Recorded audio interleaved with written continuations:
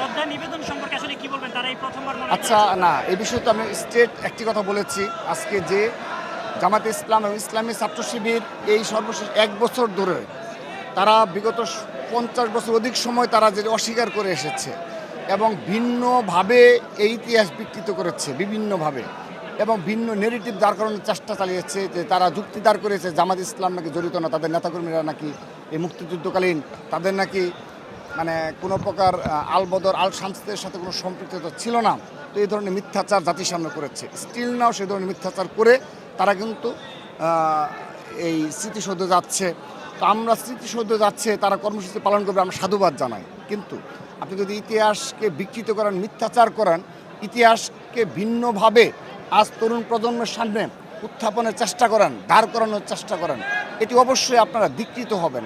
আমি মনে করি তাদের এই কার্যকলাপ দ্বারা জুলাই আগস্ট গণঅভ্যুত্থানের স্পিরিট পরিপন্থী এবং অবশ্যই একটি সময় আওয়ামী লীগও এই জামাতের পথ অনুসরণ করে জুলাই আগস্ট গণঅভ্যুত্থানের ইতিহাসকেও তারা ভুলভাবে জাতির সামনে উত্থাপন করবে, ইতিমধ্যে করা শুরু করেছে।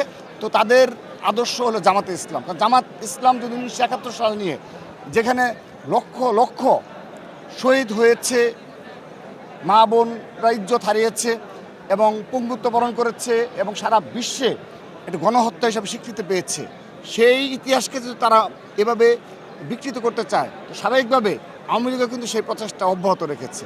তো সেই জন্য আমরা তাদের আহ্বান জানাবো, তারা ইতিহাসের সত্যতা স্বীকার করবে এবং একটি সুস্থ ধারার বাংলাদেশ বিনির্মাণে এক এবং ঐক্যবদ্ধভাবে আমরা কাজ করব। যৌক্তিকভাবে সমালোচনা তুলে ধরবো, কিন্তু অযৌক্তিকভাবে মব ক্রিয়েট করা, বাংলাদেশের স্বাধীনতা সার্বভৌমত্ব বিনষ্ট করা এবং বাংলাদেশের স্থিতিশীলতা বিনষ্ট করার কোনো কার্যকলাপে তারা অংশগ্রহণ করবো না, আমি সেই প্রত্যাশা রাখছি। সভা করেছে স্বাধীনতা দিবস এবং জাতীয় দিবস উপলক্ষে আজকে শিবির মিছিল করবে বোধহয়। এটা কীরকম র্যালি করছে?